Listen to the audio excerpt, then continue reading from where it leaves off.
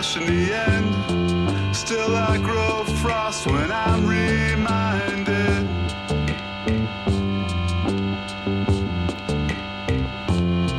Euphemisms on a loop interchange. Which hands get to turn the final page? In whose throat belongs the swan song? Crisis, warming, denial, change.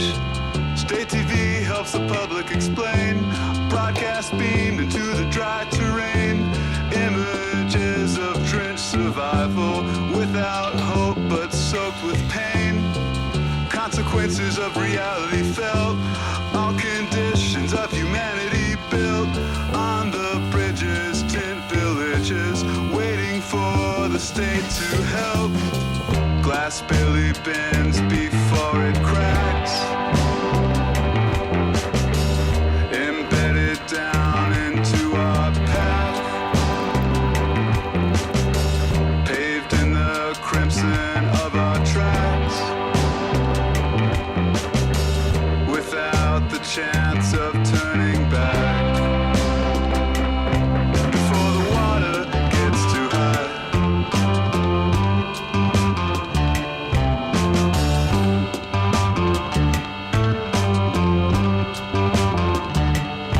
Before the water gets too high.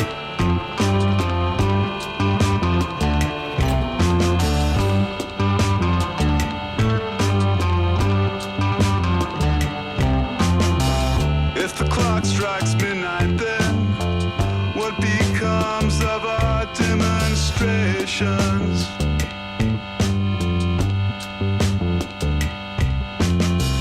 To which fate have these gatherings fell? Which walls echo all the chants we yelled? Into faces on the coins we tossed into the wishing well.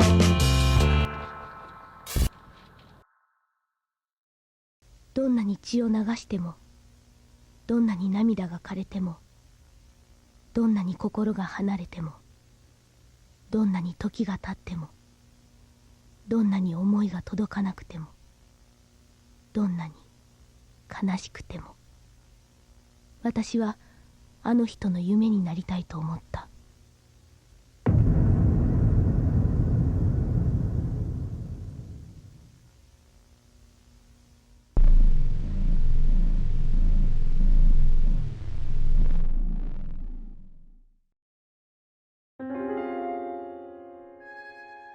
One of the first memories I have of childhood was when I lived in low-income housing in St. Paul as a child. Me and my brother, who at the time was my best and really only real friend, shared a small cramped room with a bunk bed and not much else. Pretty small space. There was not really much to do there beyond watch a TV that only had cable and had extremely poor reception. One day, though, my mom got a VCR player for us. This was sometime around 2006, so it wasn't exactly cutting-edge technology at the time, but it was enough. The first movie I remember watching was the Digimon movie, a tape we rented from the building's own stash of rental tapes that anyone could take out for a night. I remember being mesmerized as a kid. This whole new world was there right in front of me, on my television screen, this unfolding reality that had so much neat things going on. I hadn't heard of Pokemon or really any other anime or really any other films at the time. I mean, I was just a child, a little baby boy with a brain that wasn't quite formed, so it was a new experience for me. But I remember looking at those memories very fondly.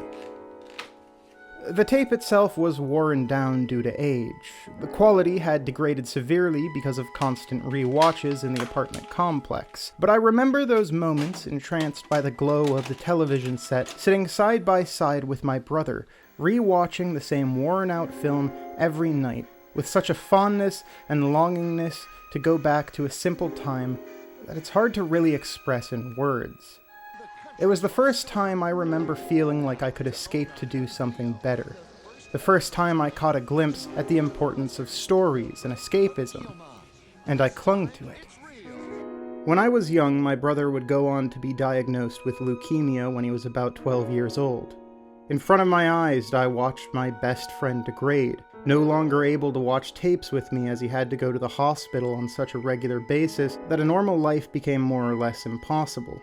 Instead of acknowledging the situation, I hid away, continuing to watch movies or play games in the hopes of escaping to somewhere else, to not have to think about my own brother dying right in front of my eyes. It was then, I think, that I began to attach myself to media, to engross myself in these false realities to avoid the pain of my own reality. A broken home without a father, and a mother who had to work so much that I barely got to see her.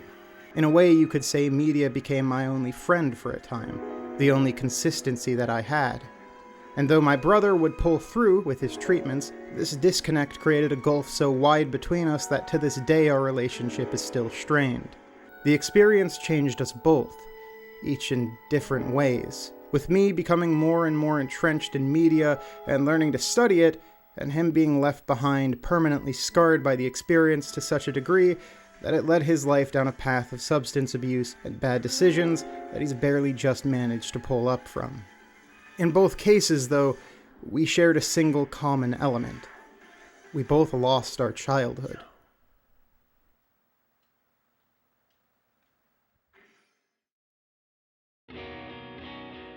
When I was 16, I first thought about suicide. Through a combination of rapidly deteriorating family life, a horrible schooling experience full of kids who would bully me and call me slurs, and childhood friends that began to exile me the moment I came out as bi, I never got a chance to have a safe environment. At home, my own mother would prod and poke at my identity, trying to chip away at my bisexuality and diminish it while putting on a facade to say that it didn't bother her. My brother, who I once considered my best friend, rapidly began to get involved with all the wrong people, often finding himself on the wrong side of the law and getting into trouble on a near-daily basis. All around me I saw the writing on the wall. In that small town I saw there was nothing but a deeply unhappy life with nothing but deeply unhappy people there, and I wanted out. In a moment of powerlessness, I considered the option nobody should ever consider, and pressed a blade against my flesh one day while nobody was home, thinking I could just make it end. But I had neglected something vital. I was a coward. That memory has stuck with me since, as I grew up, and it wouldn't be the last time I had those thoughts either. But after that moment, something changed in me, and as silly as it sounds, it was once again due to a piece of media. Since I couldn't escape my situation, due to what I thought was my own weakness, I once again retreated into media as I always did when times were rough. And it was with that mindset, not on the exact day, not even the same week, but it was around that time that I first read Berserk. And it changed my life forever.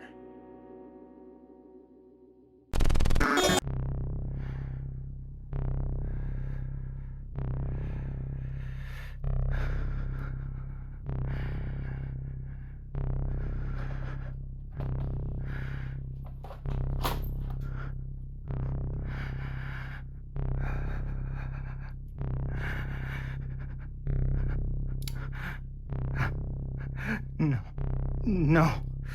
Shut up. Shut up. Shut up. Shut up. Everything all right in there, buddy? Yeah. I'm fine. I'm fine.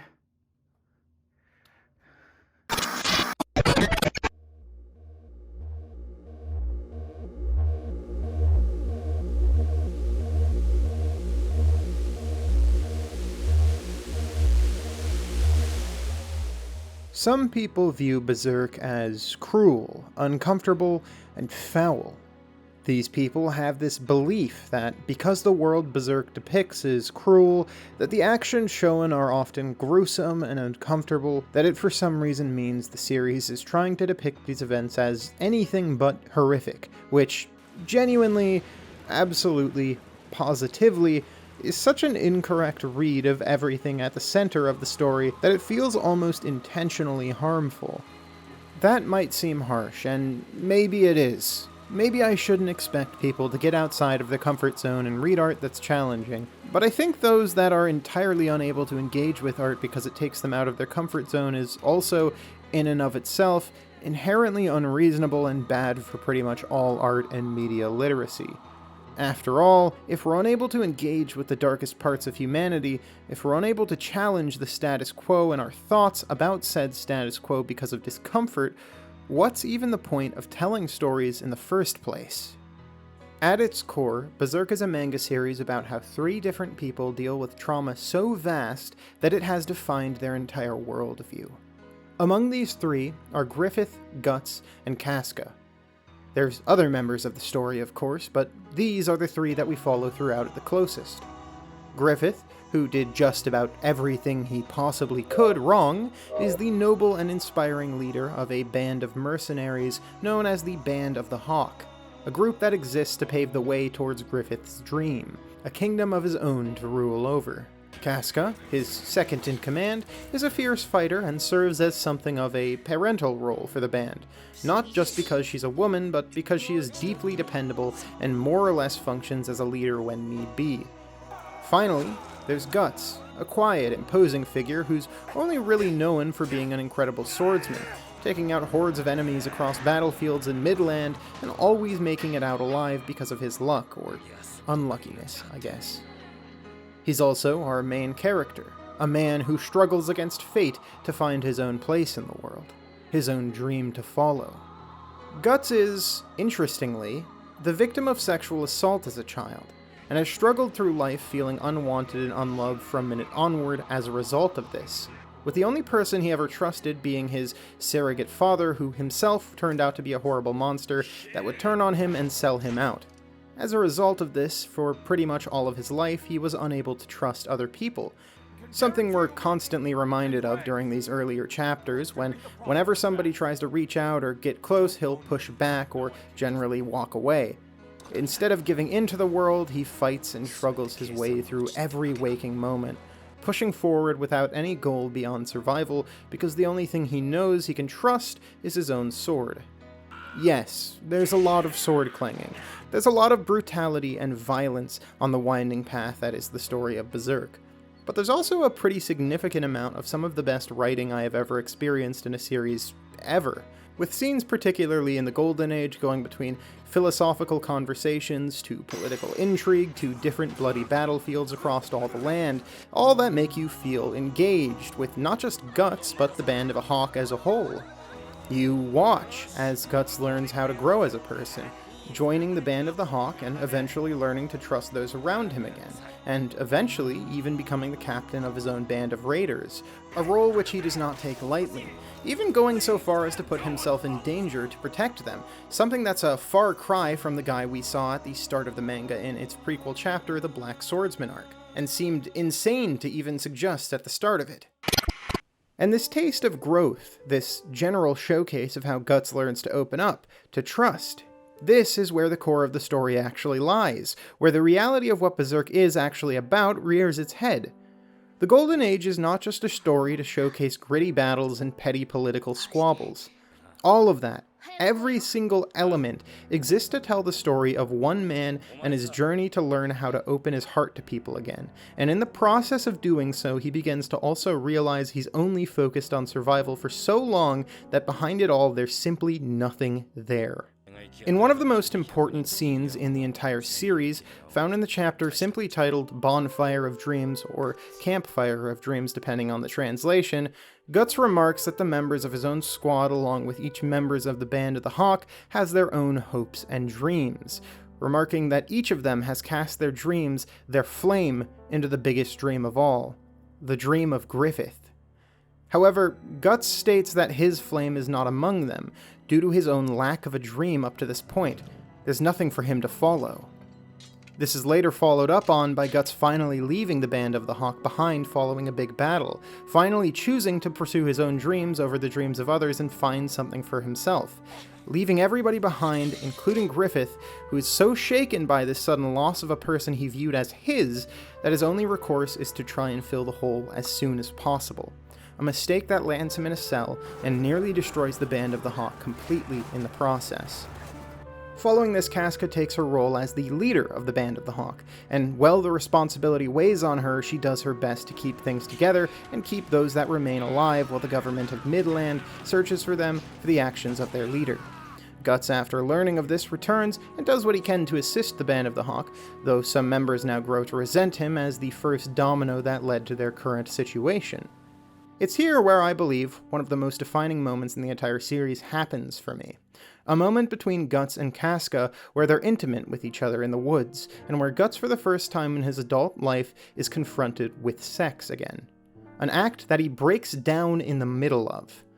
Guts has never properly addressed his own trauma about the act. He's always pushed it to the back of his mind. It's never really been important. But in this moment, he breaks down completely. This man we've seen as a stone pillar up until now finally starts crying. Something at best we'd only seen flashes of. Something that Guts, at any other time, would have never opened up about, much less done in front of somebody so important as Casca.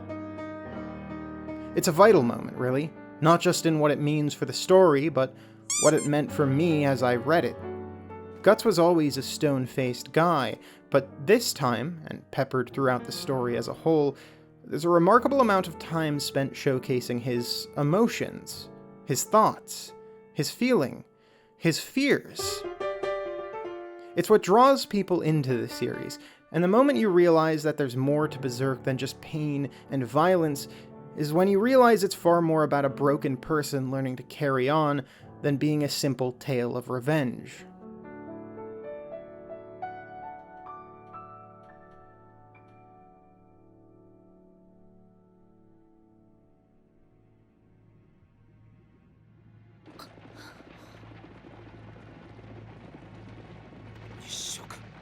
The Golden Age culminates in an event known as the Eclipse.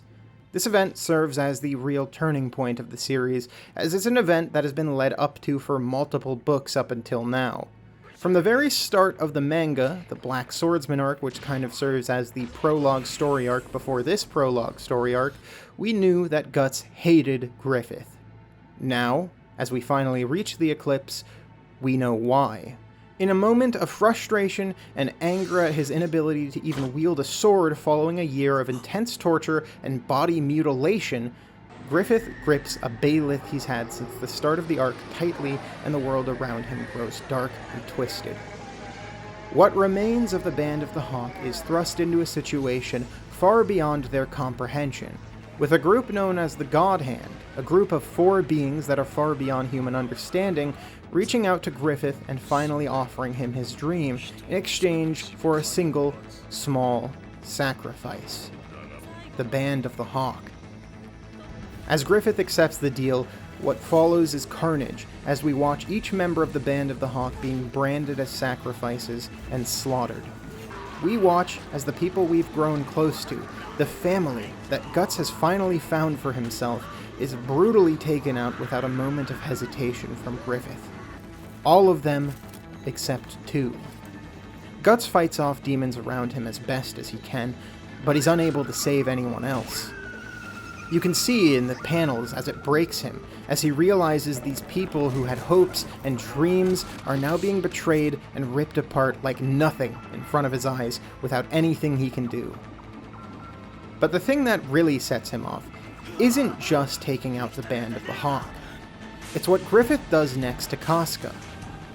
Now reborn as a member of the God Hand, Griffith's first major action is to sexually assault Casca in front of Guts, almost as if making a statement in retaliation for abandoning him, and the crime of daring to fall in love with her in front of him.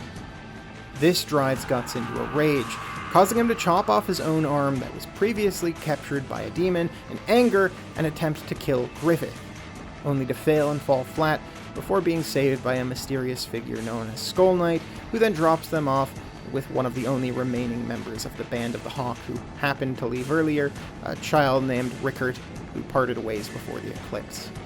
This finally sets in motion the rest of the story, and despite what anyone might say, it only goes up from here. There's a reason there's been so many adaptations of the Golden Age arc. There's a reason it's the arc most people know best.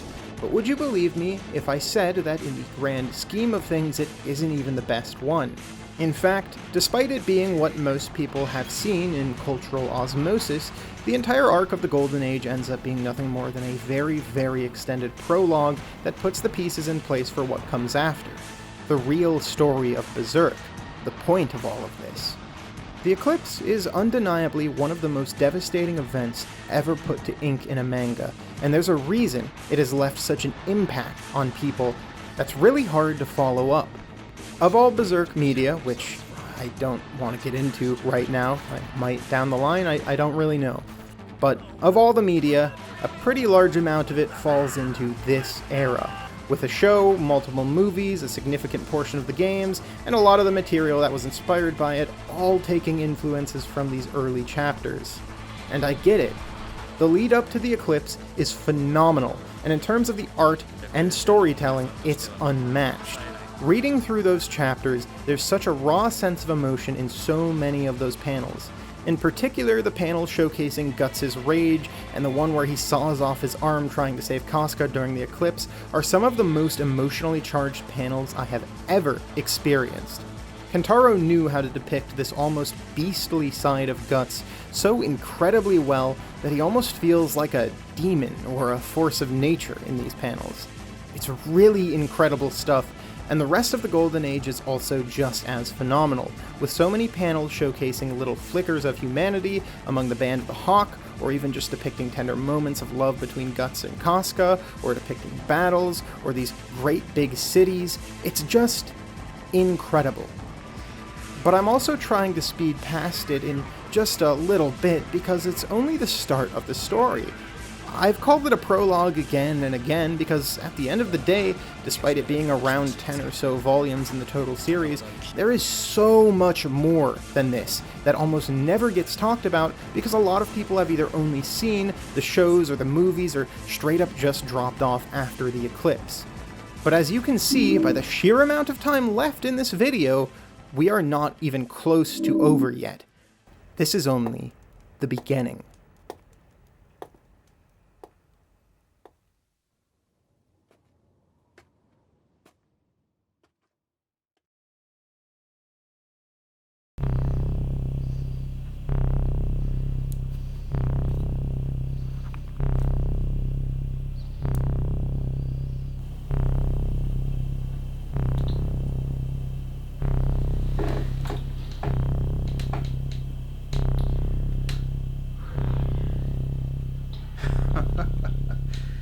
Oh, Daniel.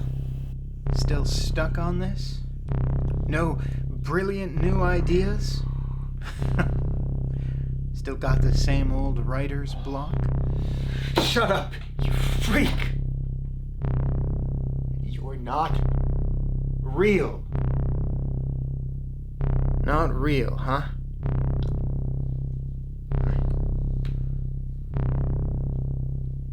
Feels pretty real to me.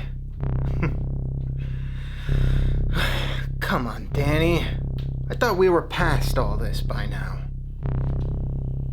No. Oh. God damn it, Daniel! How many times do we have to play this fucking game of yours? You need me, I need you, so why don't we at least try? God, just get the fuck along! Shut up already, you damn ghost! I don't want to play your fucking game. God. Whenever you're ready to finally do something with your life, I'll be waiting around the nearest corner, Danny, biding my time in the shadows. God.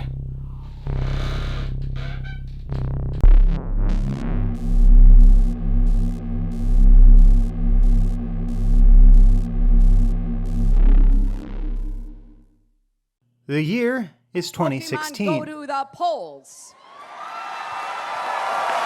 I had just finished high school, and with what little money I had saved away, I moved across the country in the broad hopes of changing things up for myself from Minnesota to good old California.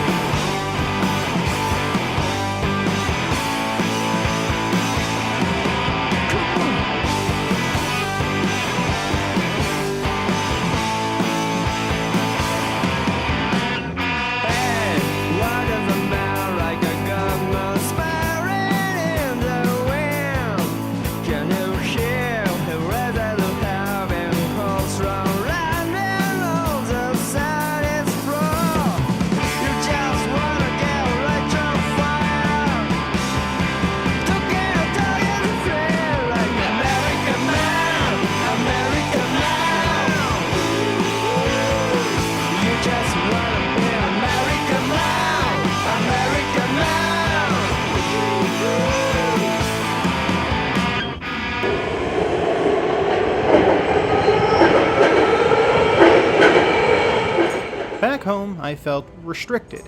I had no future there to look forward to except the same tedium that everyone in my family for generations had simply settled for, and I honestly didn't get along with them well enough to do that. As you can probably guess, home life wasn't exactly a joyful experience for me. I holed myself up and shut myself away from my family for almost the entire time I grew up because it was the only way I felt I could truly be myself for my entire childhood, pretty much. There was nothing for me there that I needed, nothing for me to hold on to, nothing that kept me there. I wanted something more. I wanted to make something for myself, to build something up, to be known and make something of value, to really be somebody. So, with no family and no safety net, I worked myself to the bone, taking odd gigs here and there, service jobs, janitorial work, and the occasional medical research trial I could find that paid something halfway decent. It was a struggle to get by and to even have something to eat at the end of every day. Yet, through it all, through my own determination to make something of myself, to prove my family wrong, it pushed me forward, and somehow, despite the world's best efforts to beat me down, I held on to the singular goal and made it my anchor, my strength. I don't particularly want to get bogged down here going forward with an exact beat-for-beat recollection of the story of Berserk from this point onward. Doing so would be a disservice, and frankly, it's not even really the core reason I want to talk about the series in the first place. This video, going forward, is going to assume at least some passing familiarity with the series, as well as light to medium spoilers. But hey, don't worry. Even if you aren't an avid, brain-poisoned enjoyer, there's still a point to all this rambling, I promise. Instead, the themes and main elements of the plot going forward are far more interesting to me than the standalone plot itself. Though, let's be very clear here, I genuinely think everything after the Eclipse is far and above the Golden Age, so do with that information as you will. With the prologue behind us, now the story of Berserk can finally truly start. Though, given how every single adaptation, except the 2016 show and 2 or 3 video games, cut off right after the Eclipse, you might reasonably think that that's all this was actually building up towards, but you'd be wrong. Dead wrong. Following the events of the Eclipse, Guts and Casca both find themselves remarkably alive despite all odds, though the event has clearly taken its toll on both of them. Casca, once an incredibly strong leader, is now reduced to somebody who can barely even formulate thoughts, the stress and incomprehensible anguish following the events of the Eclipse breaking her mind to such a degree that she barely is even able to function in day-to-day tasks. The effects of an event as traumatic as that break her, but they can't quite totally erase her. Guts, on the other hand, does what he always does. He lets the hate, the anger, the resentment of Griffith consume him. He pushes it down and uses it to fuel him, to carry on out of spite and anger. Abandoning Casca once again after everything to pursue his singular goal of revenge alone. Much of what follows the Eclipse is focused on the repetition of a few core themes that sort of sit at Berserk's center. The most prominent, and the one most people regularly recognize, is revenge. I mean, from this part on, the story of Berserk is technically a revenge story. The ultimate goal of Guts, at least at the start here, is to avenge his fallen comrades and to achieve some form of closure, assumedly. To kill Griffith, really. But wrapped up in this are these themes of self-destruction, of loss, and of learning to move on and cherish what you have in life rather than only focusing on what you've lost. What really sets the stage here for this new era is a story called the Lost Children arc, the first major story beat after the time jump, and I think one of the best in the entire series. In it, Guts comes across and saves a little girl who had recently run away from home, returning her only for us to find out that the reason she ran away in the first place is due to an abusive household situation and an ongoing, constant invasion of fairies from a nearby wooded area that kill local farm animals, crops, and, most worryingly, abduct children. Of course, As we go on, we discover that the fairies are indeed not actually fairies, but bloodthirsty demons that pillage the local town and abduct children, only to indoctrinate them and turn them into fairies in the process. The whole thing sort of reads as this sick fairy tale, this twisted tale of escapism and the woes of it, that crescendos into a finale that's probably one of the most gripping in the entire series, with Guts fighting back against these hordes of fairies and saving this child that has longed for freedom, for an escape from the cruelty of the world, and delivering one of the hardest fucking lines in any piece of media as a warning to this child not to follow him down his path. I mean, goddamn, man. This moment is one of those rare times Guts has truly felt like a hero in the story of Berserk, with the only thing close to it being when he saved Casca all those years ago in the battlefield during the Golden Age. It also, importantly, serves as a distinct 180 from an earlier scene the last time we saw Guts in the Black Swordsman arc, with the now infamous "kill yourself" line he tells a crying girl, with him now instead inspiring this other lost child to go back home and to try to fight her own battle, disappearing shortly after without a trace into the brutal world to continue his quest alone. Or at least alone for now. Because from this point onward, much of this series is in fact actually about Guts learning to let people in again, to find a new family with which he can finally be content again, to finally learn to trust again. Guts returns home after 2 years on this grisly path of revenge by his lonesome, only to find Casca now gone and Godot, the blacksmith who crafted his weapon, being on his deathbed. Things aren't looking exactly great at this point. Guts, who had really only driven himself forward using his rage as fuel, realizes that once again he abandoned those around him in pursuit of some aimless goal of revenge, and this causes him to actually have this quite touching moment of self-reflection in which he realizes that once again he's pushed away the things that actually mattered to him most in pursuit of some greater, grander meaning.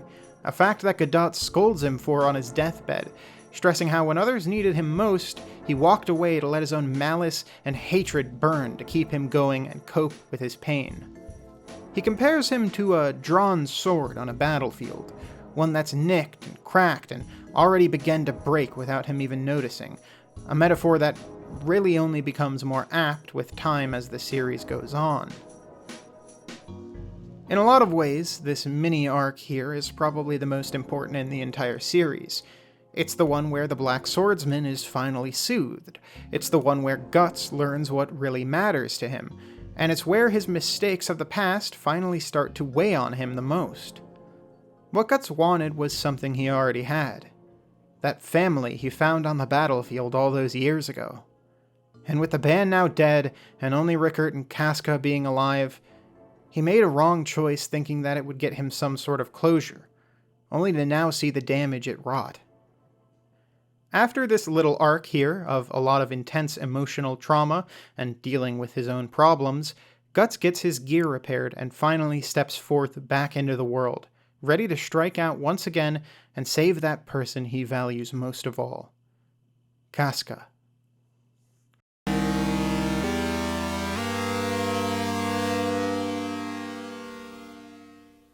From some time in the not-too-distant future, it's talking an electronic Robocop. Hands up. Uphold the law. Drop it.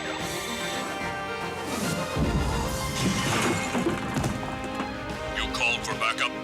Recharge your action figure collection with talking and electronic Robocop in 3 action-packed sizes. He's unbeatable.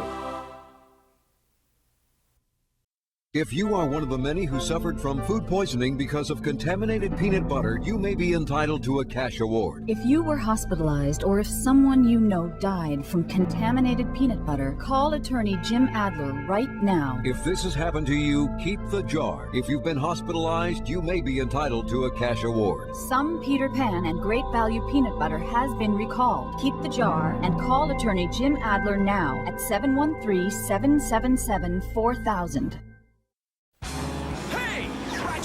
Going commando! Vacation's over! You been selected for the PlayStation 2 Greatest Hits Collection. You're a classic, and now you're back in action for only $29.99. Jak 2. Based on your performance, you've been chosen to be a PlayStation 2 Greatest Hits title for just $29.99. We made them great, you made them greatest hits. Premiering only on video, Mary-Kate and Ashley's brand new movie, Billboard Dad. They're on a mission to find their dad a date. A personal ad on a billboard? The whole city would see it. It's a California adventure gone wild. Very hip, very now, very cutting edge. That you'll go wild for. I'm liking this. And when you buy Billboard Dad, you get a free Mary-Kate and Ashley photo frame. Billboard Dad, for sale only on video this Tuesday, rated G.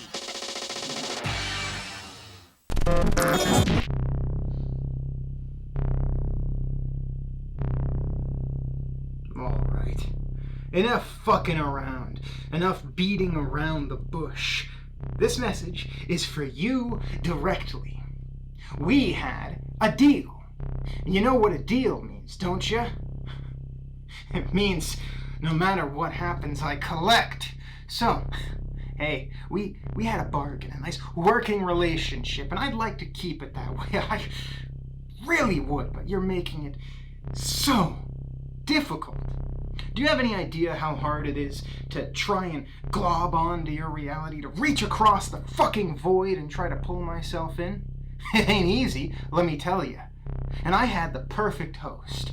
You gave me a pick of the litter, and I picked the one I wanted most. A fuck-up with no career, no hopes, no aspirations. Somebody that wanted to be something but lacked every goddamn skill he needed to be it. And everything was going good, peachy keen even. And then all of a sudden, he goes to therapy. Fucking therapy, can you believe it? Now he's taking pills, eating healthy, working out. Worst of all, he's making fucking video essays. I mean, God, anyone can make one of those fucking things. No. It just won't do. Alright, and you might say to yourself, just pick another host. It's easy. This one's getting better. You don't understand, alright? It's not that easy. I can't just pick and choose anyone. This one is marked. It's easy. It's the best chance I have. So, here's what we're gonna do. I need you to get that kid off those pills. And I need you to do whatever it takes to get him back to the state he was. I don't care what you have to do to ruin his life. Do it. And then our little deal continues. Now, if you don't do this, you might think there's not much I can do over here, trapped in this void. But you and I both know that's not going to hold true for long, with or without you. I'm getting out of here. And when I do, well, you'll want to be on my good graces, won't you? After all, you know what happens to people that get on my bad side. So, consider this a final warning. And if you don't comply, then I'll get real angry. And as for the rest of you, consuming this slop, this video essay that this guy's worked so hard on, good for you. Keep spreading around the video. We gotta get that signal out there. After all, the plan's all coming together. You want to play your part, don't you? And if you don't worry. You already have. We're gonna do great things together, you and me. So, let's get to work, huh?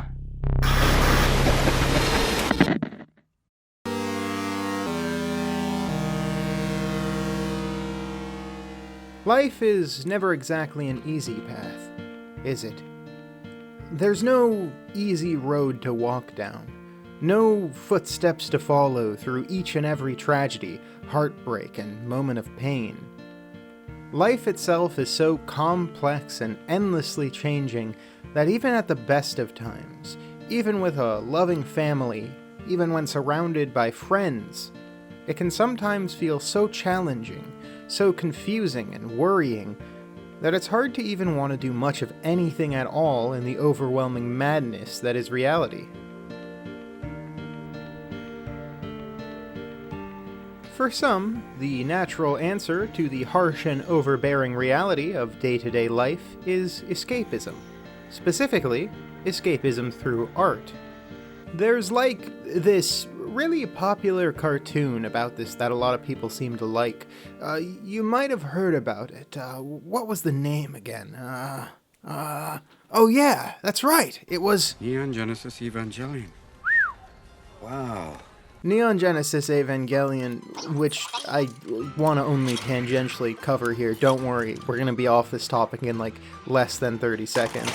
Anyway, Neon Genesis Evangelion's core theme throughout its broader depiction of growing up and what that means is that escapism is in itself a thing that wide swaths of people use to avoid actually addressing the issues of the modern day. It's significantly easier to retreat into yourself, to hide away in pieces of media, in games and in movies, than it is to actually face the issues before you in the outside world, to face the things that are at the center of your pain and trauma. And, in the face of significant trauma, the response of completely shutting down and retreating inward is unfortunately all too common to do without even realizing. It's something that I know that I've been guilty of in the past, of putting things off, of not saying the things that I need to say to the right people when I need to say them, of not staying in touch with the people I should have put more time and effort into, of escaping into my own little safe world and hiding away instead of dealing with any of my own numerous problems. But the thing about humanity, about being alive and being human, is that there's always a capacity for change. There's always a reason to carry on. For some, it's faith. Or maybe, like myself earlier in life, you use spite as a motivator. Or maybe there's somebody you care about, or even somebody that cares about you. Each and every one of us, though, carries on for a reason. We must climb and struggle our way forward in this cruel world until one day, hopefully one day soon for all of us, we no longer need to struggle again.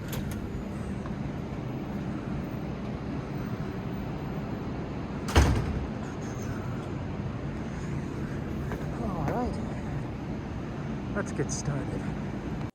On the opposite end of escapism and retreating into oneself through the use of escapism, however, there's another path that can be walked. One that harnesses that pain, those feelings of deep-seated rage and unhappiness, and turns it against the world in a desperate attempt to strike back, regardless of how much it hurts you or those around you in the process.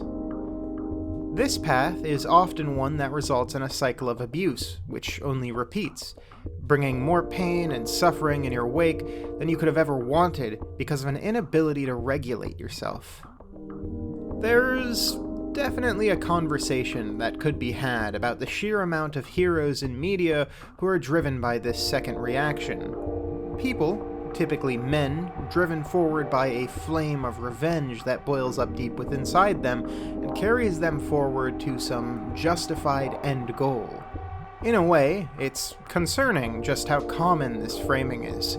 Revenge films have existed for generations as a way for us to live out and process the feeling of getting revenge on a party for wrongdoing us. And in theory, there's nothing that's actually harmful about this practice at all. In fact, it's a hell of a lot better to give people some sort of an outlet than to not have one at all, in my opinion. And in fairness, most pieces of media, at least nowadays, that want to engage with such topics generally don't tend to shine too fondly a light at the people at the center of it all. Well, sometimes. Most times.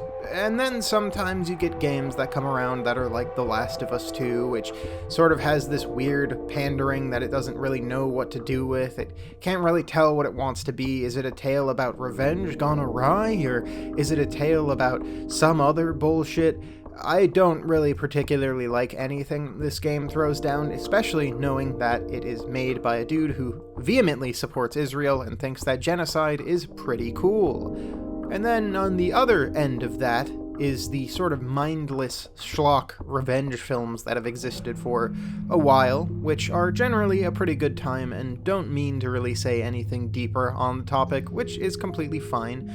John Wick would probably be the most common, popular one of these, but, that's just good, clean fun the whole family can enjoy. It's got Keanu Reeves in it after all, and everybody loves Keanu Reeves, right? Do you research your roles? Yeah. Have you ever considered researching a character that has taken acting classes?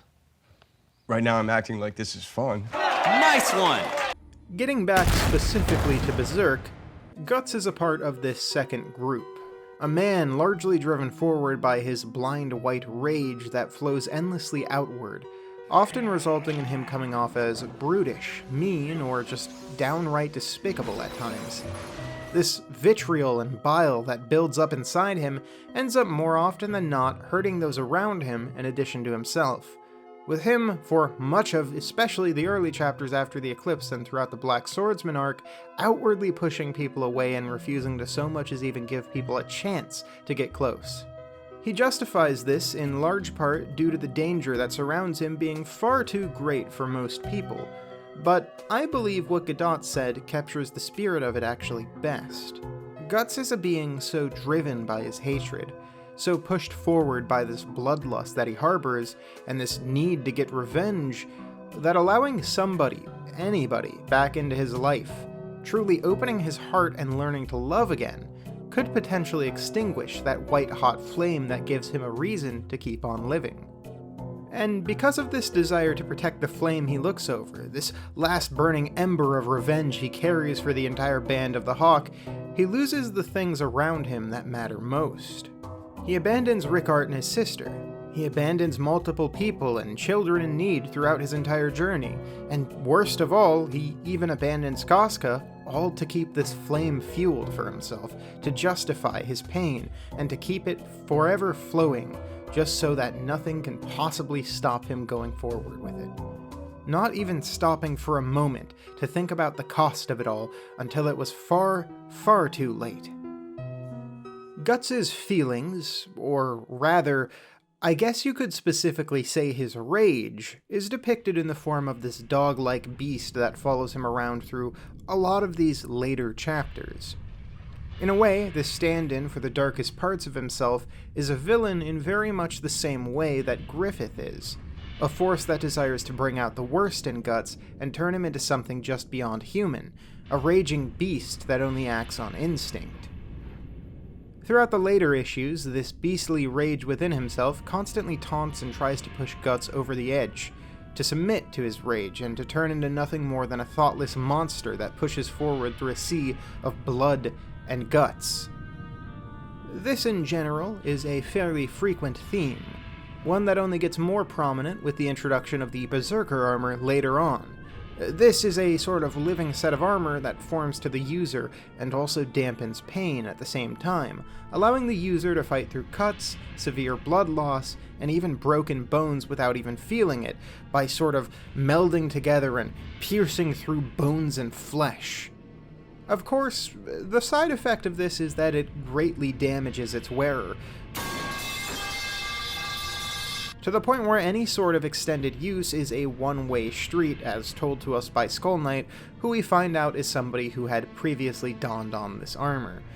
This thing is, like, beyond fucked. I mean, the Berserker armor, as it's defined, uses these spikes to basically pierce through flesh and bone and keep you standing upright, even when you have broken limbs, or severed body parts, or anything like that. It essentially forces you to be put together so you can continue fighting through, essentially, death. And then the moment that that thing comes off, you're just gone, you know? You're lucky if you survive, basically. And Guts throughout most of these later chapters is fighting pretty frequently with this armor, as it tends to just also want to possess the user wearing it. It's not only fucking you up and giving you immeasurable amounts of bodily harm, but it's also actively trying to take over and sort of force its way inside your brain to let the worst parts of yourself come out and sort of be the only thing left remaining from within the armor. It's heavily cursed shit, basically, and it shouldn't be used under any circumstances, except that Guts is fighting monsters pretty much every fucking day, so this thing gets used constantly, which is a lot of the later struggle during these later arcs. Guts' use of this, and his general demeanor of frequently almost blacking out in rage during fights, are something that he struggles with, something he falls back on and often feels he needs, while at the same time striking fear into the hearts of those around him when they see just how deep his anger runs. Even Casca in her diminished state recognizes this. She fears Guts probably most of all, and looks at him like one would a wild beast. Multiple times she tries to run away, or fight back against him in some way or another, clearly being somewhat afraid of him at every junction, and only really ever being content when Guts is far away. And even when she does eventually get her mind restored, she's literally unable to look at him without seeing a monster. His anger, the fuel that he felt he had to carry alone, burns so brightly that it hurts everyone around him in the process, again and again. And the worst part about it is that for a large chunk of the series, Guts can't even stop himself from doing it. So as the series goes on, between that and the slow realization that he's hurting everyone in the process of his revenge, Guts takes on this much quieter demeanor the longer the series runs, almost being a sort of father figure to this new group of people around him, protecting this last little flame that keeps him going. He grips on to this newly found family and pushes forward, his rage softened with time as he approaches that final confrontation, gathering a whole party of people that all love him in some way or another. Isdro, Sharik, Farnes, Serpico, all of these people more or less end up being Guts' new band, this new group of people that all, for whatever reason, huddle around him. A lot of his struggles at this point are largely internal. I mean, okay, let me clarify here. There's a hell of a lot of fighting that takes place in this part of Berserk. I mean, this man's clanging away left and right. He's cleaving through hordes of enemies like it ain't fucking nothing. So, trust me, there's still plenty of blood and guts for anyone who wants it. But a lot of what we're actually dealing with here in these later parts is Guts' own anger and hatred that seethes under the surface, and how he learns to control that, how he learns to hide it and push it down and deal with it in ways that are actually healthy instead of simply swinging his sword. He pushes on, not just for himself anymore, but for those around him again.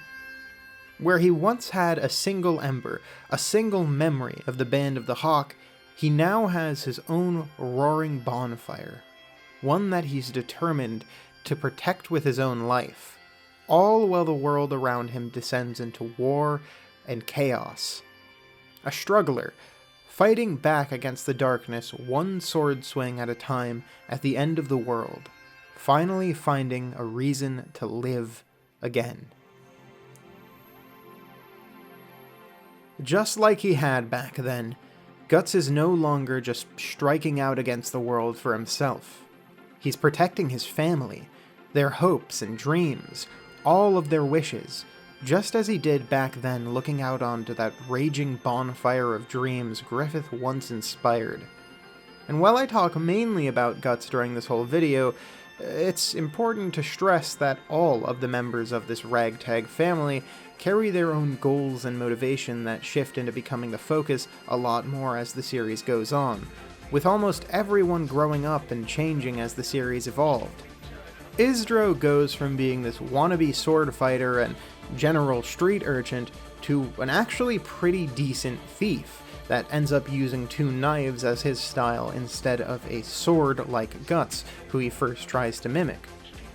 Farnese gets confident in herself and actually finds a reason to live outside of just being a Christo-fascist that beats down other people and sacrifices them or burns them at the stake, which is a problem she's had since childhood, being a little rich kid that wasn't given any joy or really any praise aside from the few times she's actively harmed others.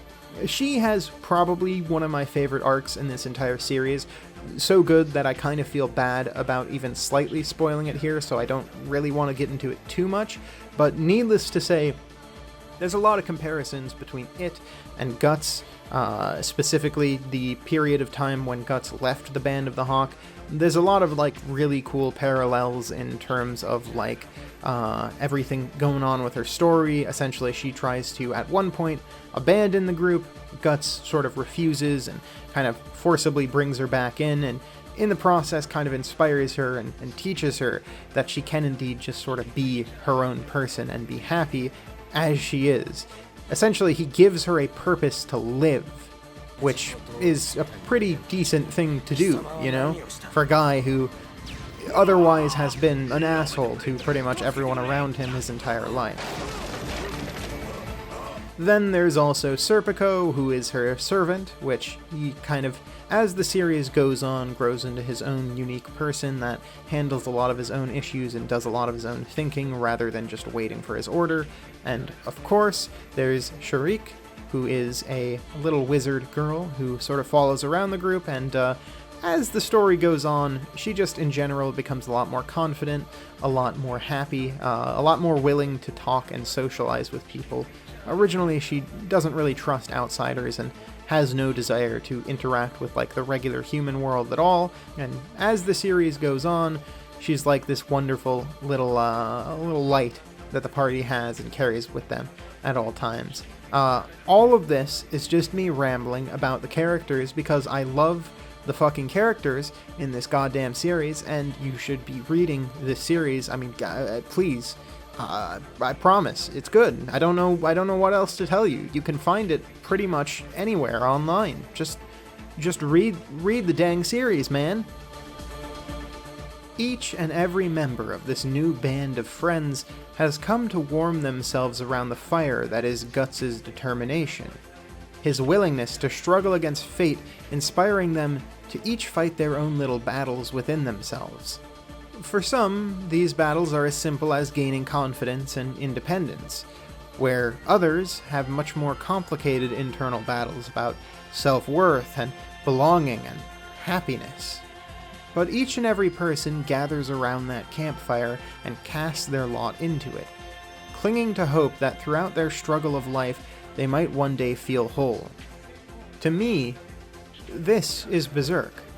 Not the cruelty, the despair, the brutality, but the human moments like this. The longing and thoughtful interaction between people hurt by the world around them, all learning to live together and move on from it. To me, Berserk isn't just this grim dark setting in which nothing will ever happen that's particularly good, in which the world is so dark and so fucked up that everything's just beyond saving. To me, Berserk is that light in the darkness at the end of the tunnel. To me, Berserk is hope.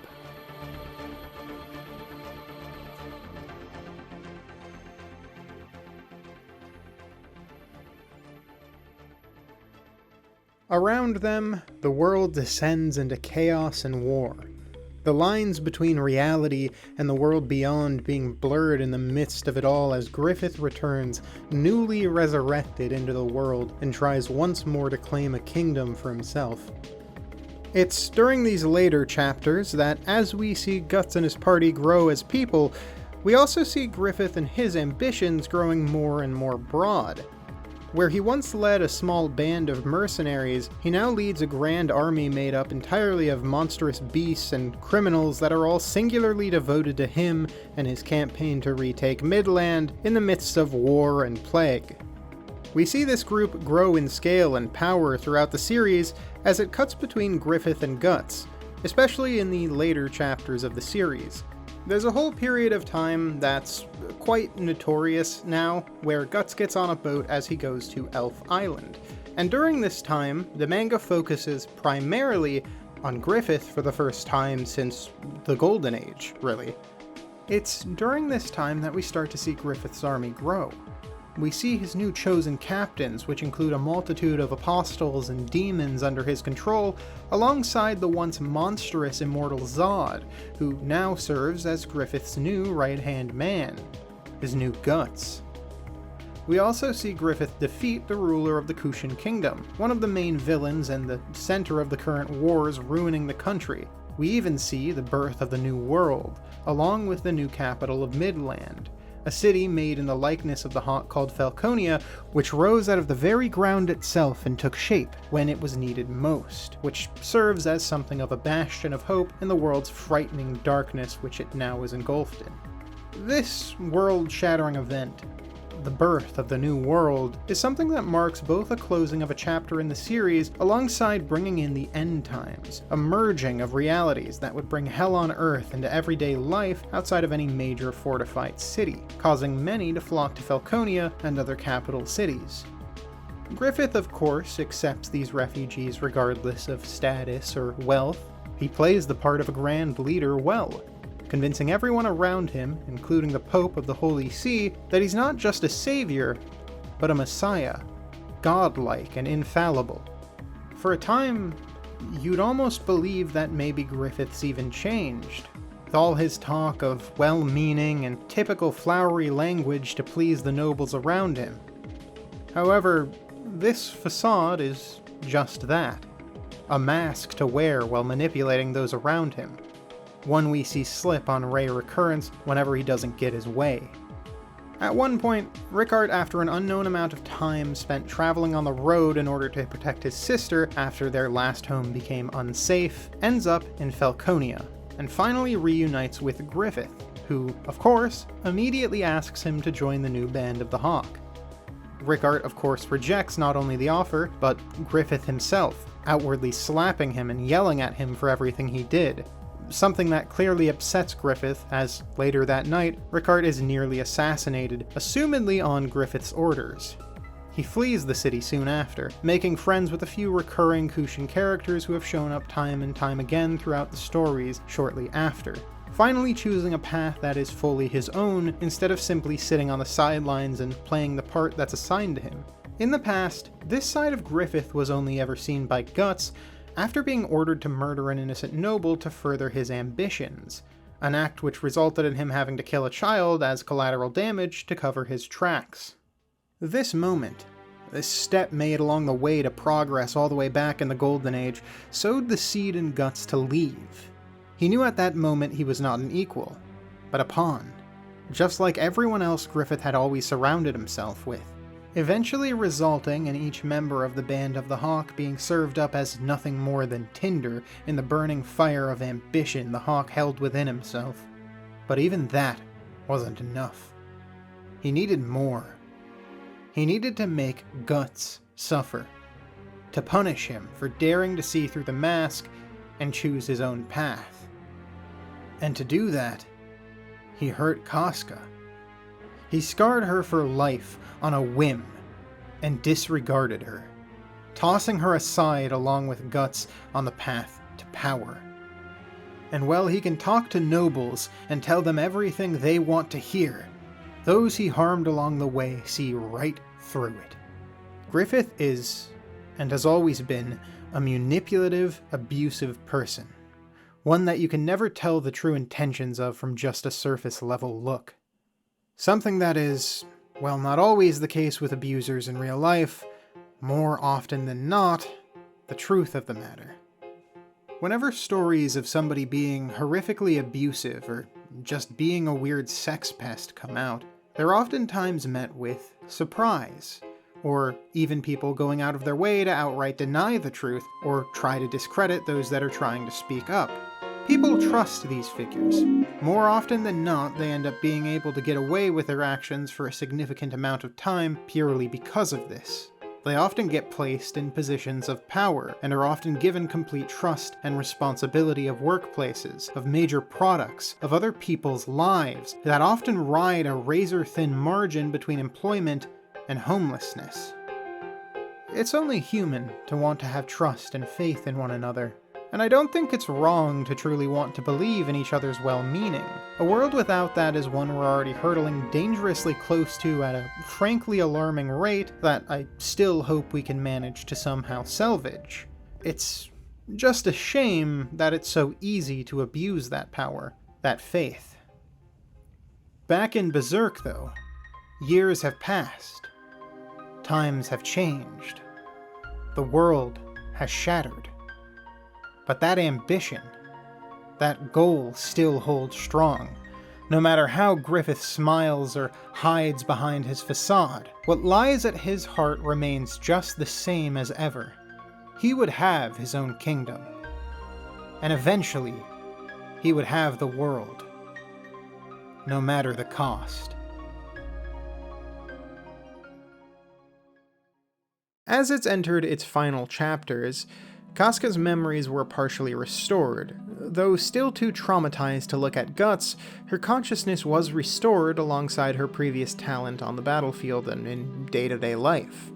It's this whole amazing and touching few chapters in which Farnese and Sharik travel through the mind of Casca and restore her shattered memories, her own internal perception of herself being a shattered doll inside of a coffin that's being dragged by a single, beaten-down mutt that symbolizes Guts. This entire section of them traversing into this dreamscape and rebuilding Casca, bit by bit, her memories now being shown to them, is the culmination of, well, everything, really. I mean, Casca has been like this for... hell, even I started reading Berserk. Casca has been gone for so long at this point that her fighting her trauma and regaining consciousness, instead of just hiding behind a personality she's retreated into, is like genuinely touching to witness after all of this time. I mean, Casca has been more or less in this state for as long as I've read Berserk, so reading a lot of these chapters were like genuinely emotional to me, especially a lot of her memories and very fond thoughts that she had of stuff like Guts and her interactions with him from back in the Golden Age. Seeing those after all of this time, it was touching to say the least. Unfortunately, though, while her mind is restored, she's unable to actually speak to Guts while looking at him. The first time they interact, she has this panic attack, and since then, they just haven't been able to interact, and when they do, Guts has to hide from behind a tree, hiding himself away in an effort to not cause her to freak out, essentially, to cause her to remember and relive everything that's happened to her. There's this whole bittersweet feeling that, even after all this time, after all this work, they still can't look at each other even after all they've been through. And Guts just carries that weight, unable to even be seen by the person he loves most in the world due to the pain and fear that it strikes within her of their past. And to some people, I'm sure they were annoyed by this change. But to me, as somebody who has lived through a lot of shit that's not particularly great, it makes sense. Trauma isn't something you can just magically go to an island and fix. There's still a part that she has to process by herself. This pain deep within herself that she needs to deal with emotionally and mentally in order to move on and be a happier person for it. And it's this really interesting concept that I'm hoping the series is going to some degree, explore as the series goes on. However, as these things go, especially in the story of Berserk, the final chapter that Miura penned had Griffith returning to Elf Island in the form of this child that's been following around the party up until now. And the final chapter written by him ends actually here. This is where the story is finished. After all of this time, it just sort of ends here, or at least it did originally. Since then, a few more issues have come out, so there has been a few more developments that have happened since, and things have gotten complicated. Essentially, shortly after this, Elf Island was destroyed, and Casca was stolen by Griffith yet again back to the capital of Falconia. This causes Guts to more or less break down after failing to save Casca again after all of this time.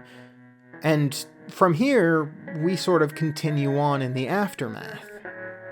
In the most recent chapters, Guts has lost hope entirely, specifically in his own weapon and ability to defend those around him, to such a degree that he lacks the motivation to even so much as pick up his weapon anymore, and falls into this weakness, this cruelty of the world overcoming him. I can't say for sure what the story will bring. In the last chapter, Guts is still more or less completely demotivated, having no hope or no faith in the world at all around him. He lacks the motivation to pick up a sword or to carry on, and at this point, he's more or less just going through the motions, still struggling and processing what the hell just happened to him, and how his world, his entire life, has just been shattered in a single night. But I can say that sooner or later, I know that he'll stand back up and face the world anew with the help of those he's carried with him on this journey. The bonfire that burns brightly in the darkness of the world. He'll get back up because he always has. Because he always will. Because he's the man who struggles against fate itself, fighting tooth and nail for those around him. And when he does get up, when he gets past that darkest hour and that feeling of self-loathing and failure and regret and longing and hurt, we'll all be standing tall right beside him, trying to get through our own pain, day by day. Because that is what it means to be human. To struggle.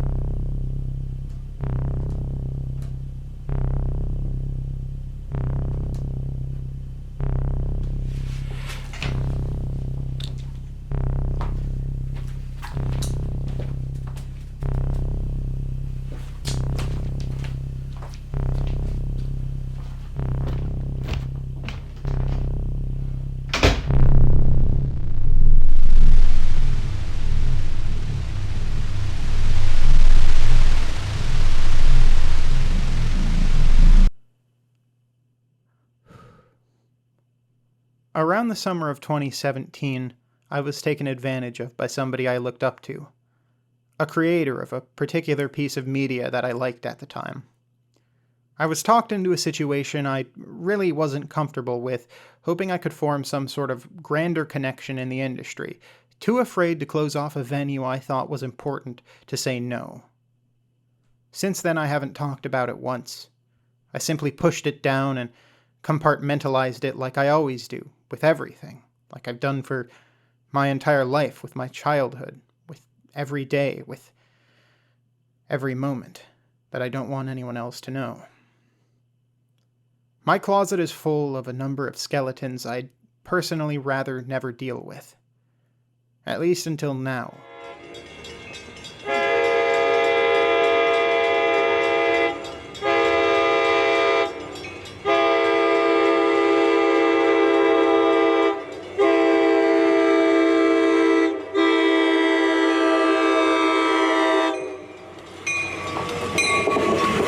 But needless to say, it's not really the first or last time somebody in my life has taken advantage of my kindness in one way or another. Maybe I don't make it hard enough to do so. Maybe I wish I was better at saying no. Part of why it's taken so long to get this video, and really any video out lately, is due to this stuff finally starting to pile up and my mental health starting to take its toll. It's hard to have a positive outlook on life when the life you've lived hasn't really ever been anything close to easy or even good. However, just as I have in every moment before, instead of letting it break me down or making me give up, I pick myself up on a daily basis and continue with life because there's so much more positive in this world to me than negative.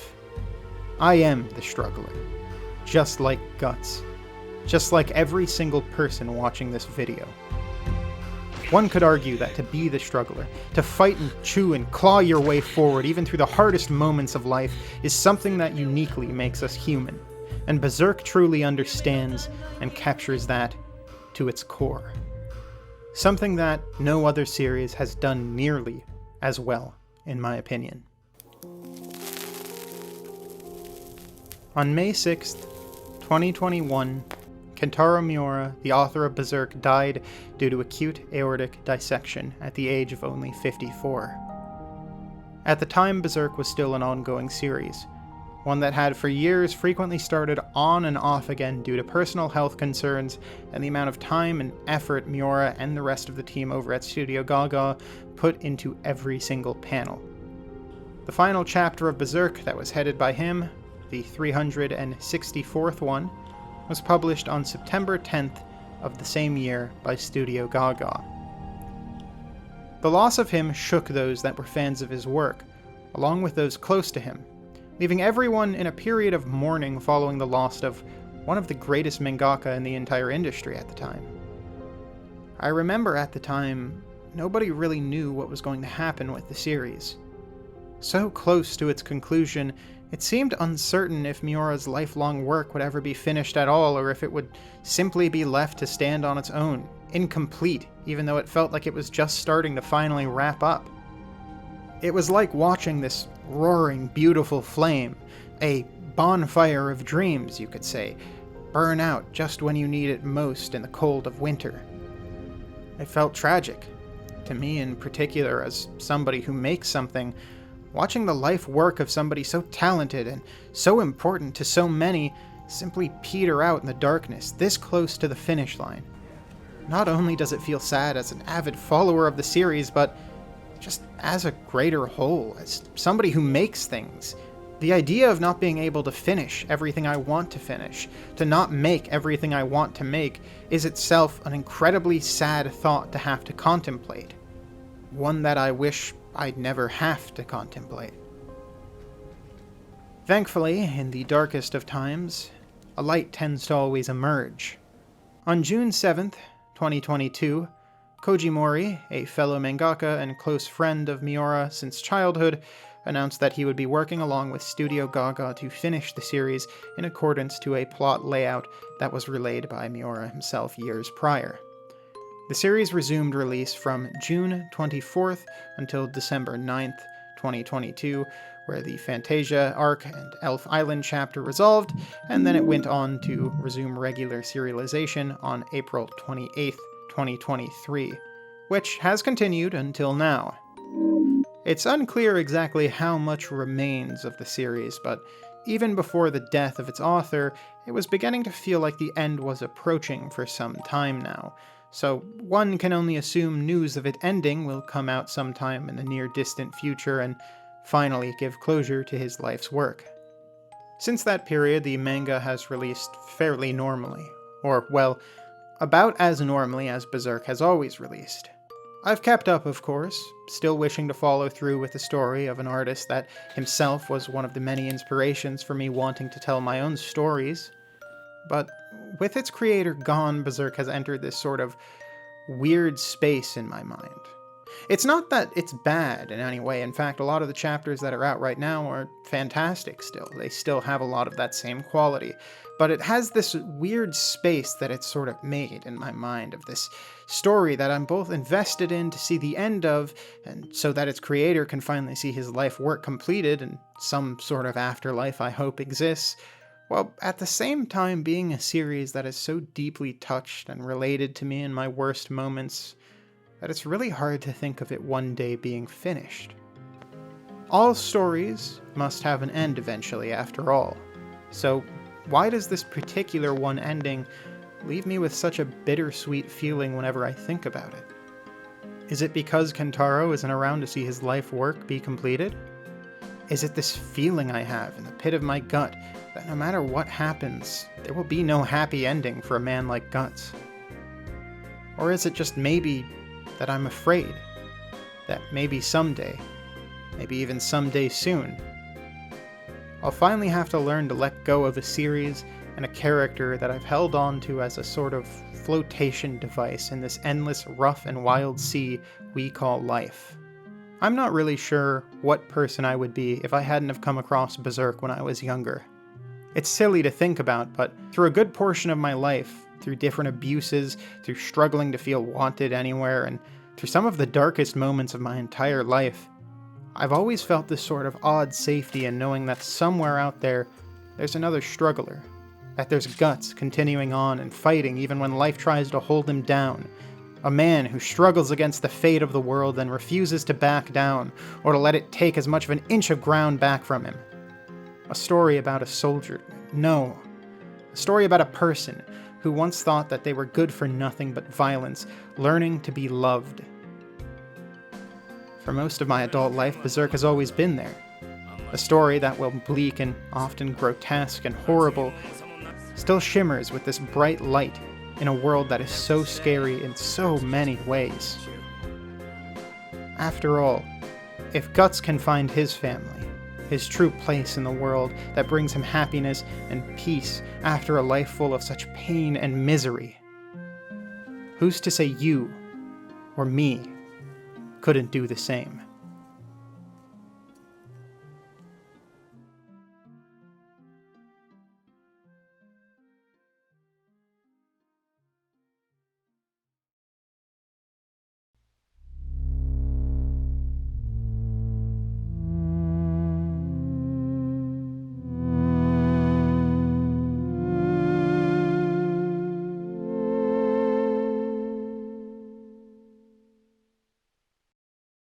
Berserk means a lot to me, obviously.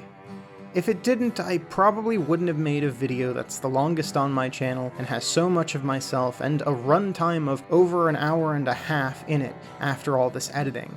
As somebody who grew up in a home that wasn't exactly the best environment, with a father who was never really there and when he was normally drunk, and as somebody who has been taken advantage of more than a few times in life, the core story at the heart of Berserk about learning how to move on from trauma and pain resonates with me on an incredibly deep level. It means a lot to me to see someone like Guts get in touch with himself, to grow as a person and learn how to live some semblance of a normal life after so many tragedies tried to bring him down. It's a vital piece of media in my mind because of what it means and what it showcases.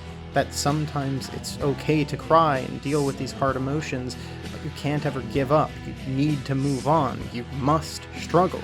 And Guts is that. He is the struggler. As we all are.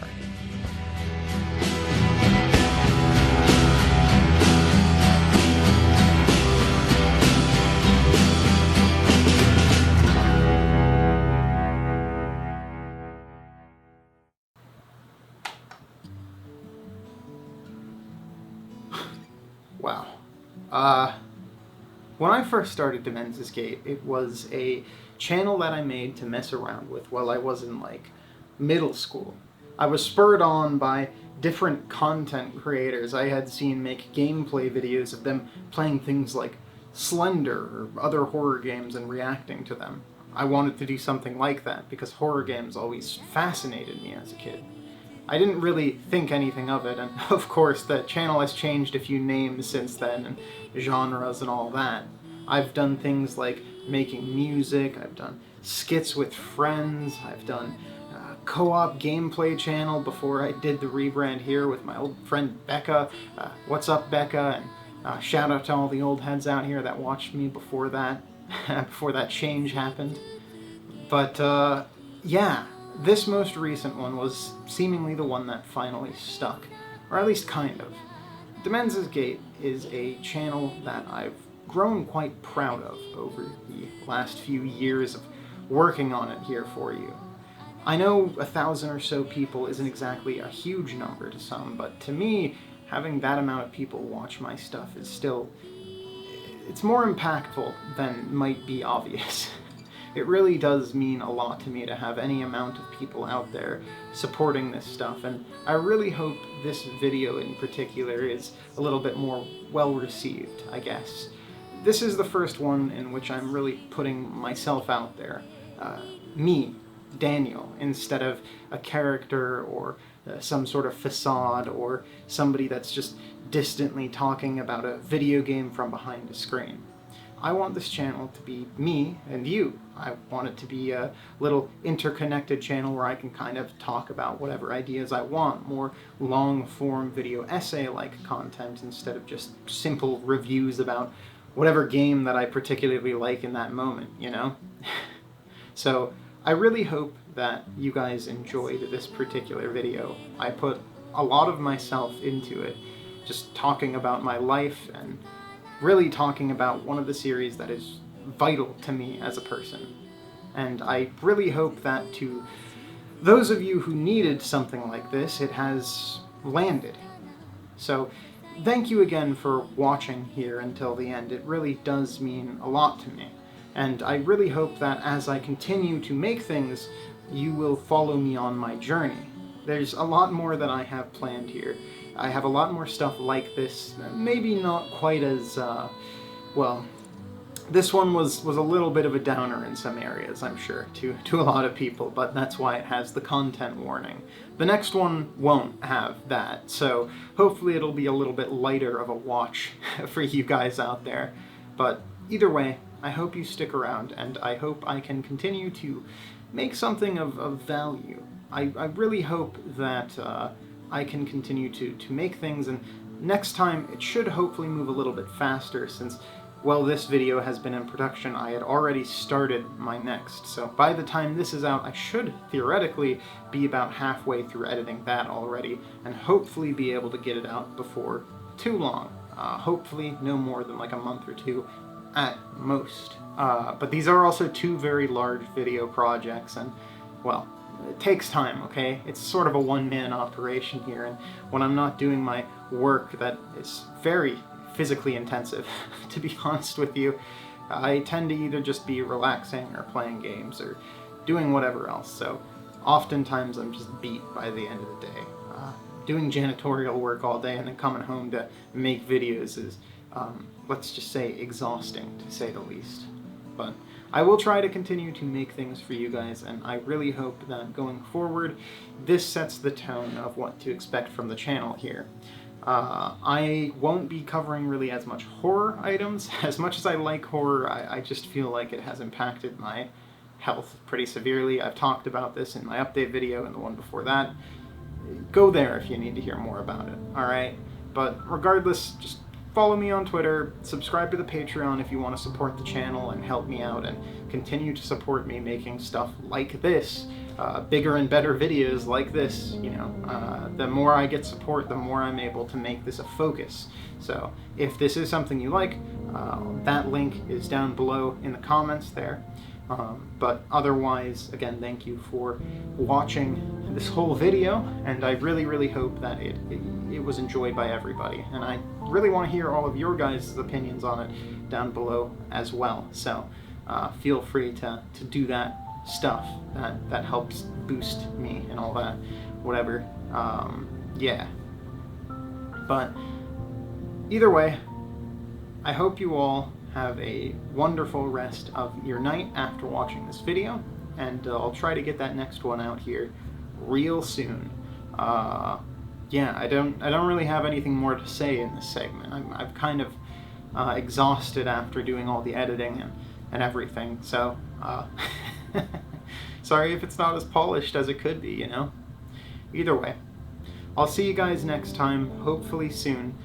Stay tuned and watch these spaces. If you want any official sort of correspondence, watch my Twitter, alright? Goodbye for now, gang. See you again real soon.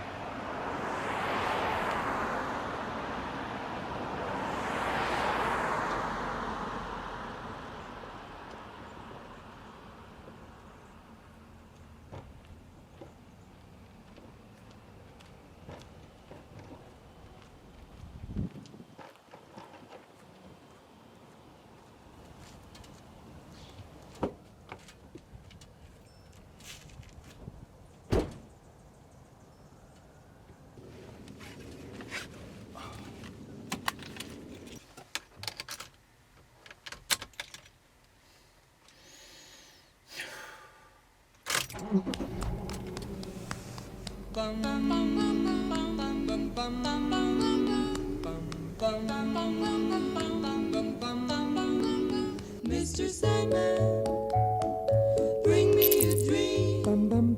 Make him the cutest that I've ever seen. Give him 2 lips like roses and clover. Then tell him that his lonesome nights are over. Sandman, I'm so alone. Don't have nobody to call my own. Please turn on your magic beam. Mr. Sandman, bring me a dream.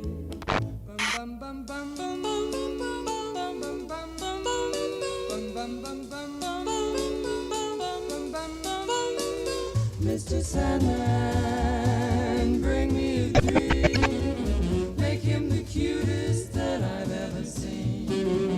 Give him the word